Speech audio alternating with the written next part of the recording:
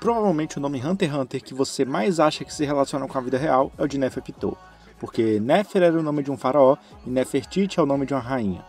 Mas a guarda real possui nomes que se baseiam na realidade e Togashi pode ter usado isso inclusive para inspirar na personalidade e poderes de seus personagens. Vamos falar sobre eles. Lembrando que esse vídeo tem spoilers das habilidades dos membros da guarda real e do rei. Então vamos lá, não esquece de deixar o like, comentar e todo esse procedimento padrão. Com a força de uma fera, formiga quimera, meu dever como guarda real eu sei. Mas isso tudo foi pelo rei, isso tudo foi pelo rei. Meruem é o rei, e Neferpitou, Shayapuf, Mentutu e Yupi são o trio que participa da guarda real. 3 formigas quimera com habilidade inigualável cuja única função é servir a rainha até o nascimento do seu rei. Eles ficam sempre perto do rei para poder garantir o seu conforto e segurança. Para criar seus nomes, Togashi impressionantemente mistura nomes egípcios com nomes de um livro francês chamado Caroline et ses amis. E eu provavelmente falei errado o nome em francês, mas enfim. Caroline e seus amigos. É um livrinho infantil francês. Mas vamos começar pelo rei. O nome Meruem lembra bastante o nome Mariam, um nome árabe muito utilizado na Bíblia como uma forma do nome Maria, a mãe de Jesus, e também tem uma variação comum que é Miriam, que é o nome da irmã de Moisés.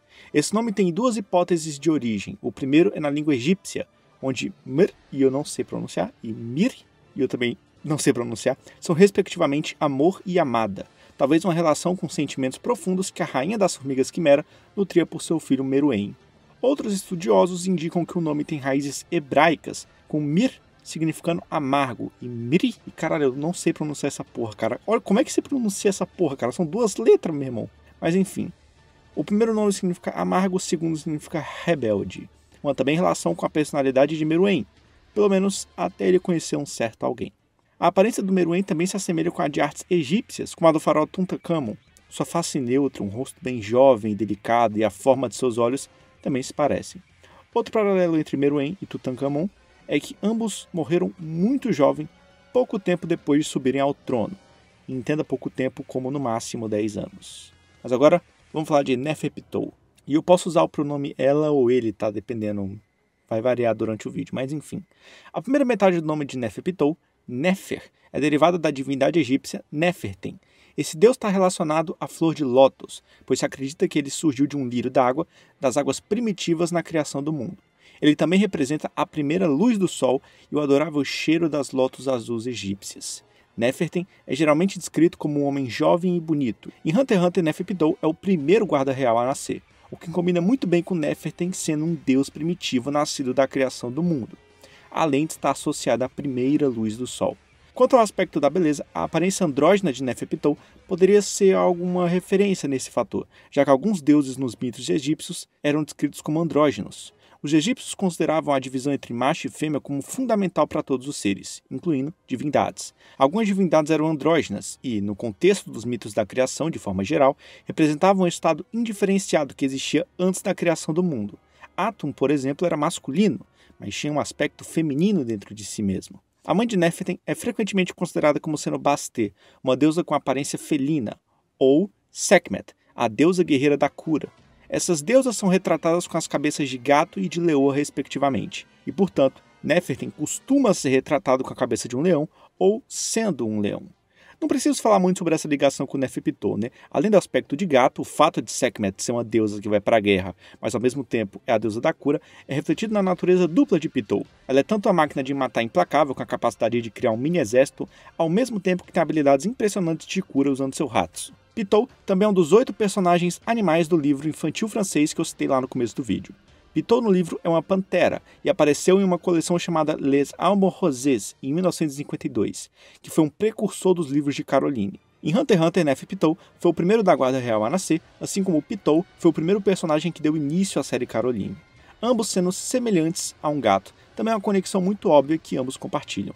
O fato de Pitou ser uma pantera pode ser refletido no caráter inteiramente selvagem da Neferpitou.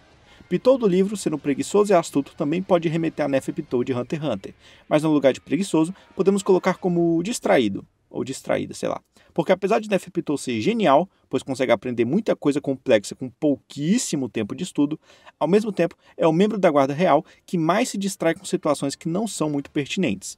Inclusive, quando os três decidem quem vai seguir o rei, Shia Puf diz que Pitou não pode ser designada para o cargo por causa de seu comportamento não muito focado e bastante disperso. E falando em Shia Puf, a primeira parte do nome Shia Puf vem de Shai, que curiosamente não é um deus físico e tal. Ele é mais um conceito. Ele é a divinização do conceito de destino. O nome Shai é geralmente traduzido como aquele que é ordenado. Dizia-se que esse deus determinava a duração da vida de cada pessoa. Ele fica com cada pessoa desde seu nascimento e permanece com ela por toda a vida até o julgamento final no submundo. Shai oferecia a verdadeira história da vida do indivíduo em seu julgamento e poderia protegê-lo ou condená-lo. Essa divindade tem tanto poder nos mitos egípcios que até mesmo faraós e outros deuses estavam sujeitos a ela. Agora, embora Shia Puf, como personagem, não tinha um poder onipotente sobre o destino, o conceito de destino é muito forte na caracterização dele. Junto com os outros guardas reais, Shia Puf esteve presente no nascimento do rei Meruem e pretendia ficar ao seu lado por toda a vida, orientando e protegendo. Esse é o papel para qual Puf parecia levar muito a sério, quase ao extremo. Dá para perceber isso exatamente quando ele chega no salão real e percebe que o rei não estava lá, e fica então se culpando. Como sabemos, Puf viu o destino do rei de se tornar o governante do mundo e dominar todas as outras espécies como sendo algo absoluto, e começou a trabalhar ativamente contra a guarda e até mesmo contra o próprio rei, quando ele começou a se desviar do destino que Puf tinha pré-ordenado, entre aspas.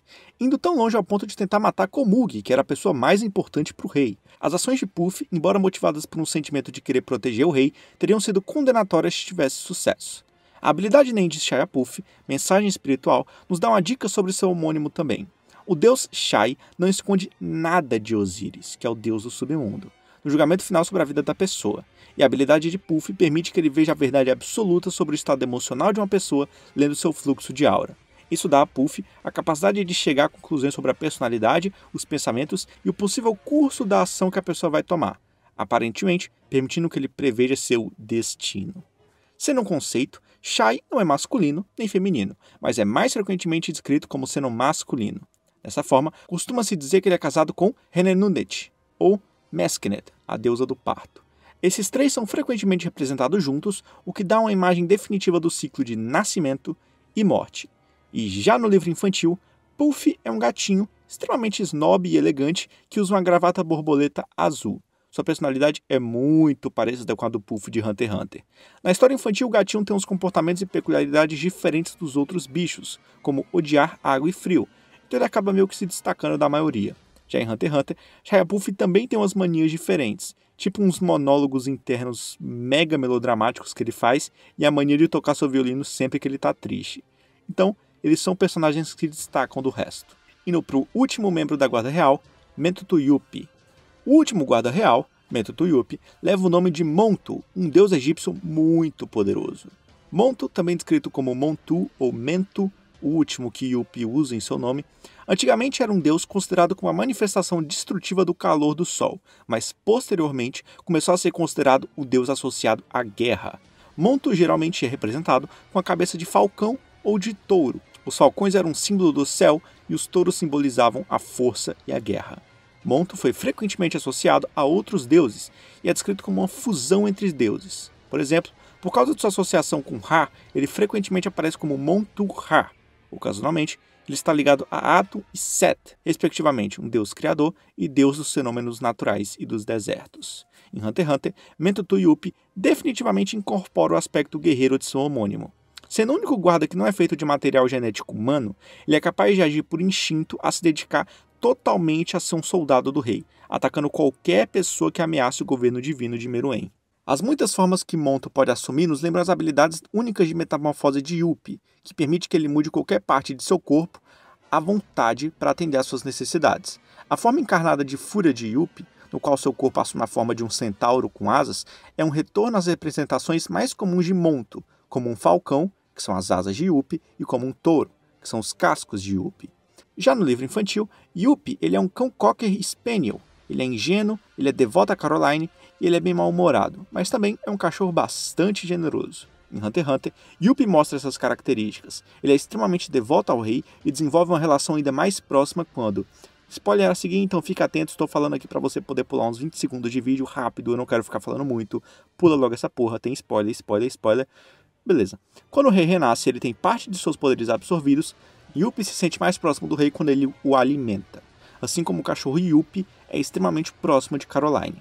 E falando em Caroline, para finalizar o vídeo, é interessante notar também esse seu visual super parecido com o da Komugi. Tirando que, obviamente, a Komugi é bem mais exagerada. Mas é isso. Espero que você tenha gostado do vídeo. Se você gostou, deixe aí seu like. E tchau.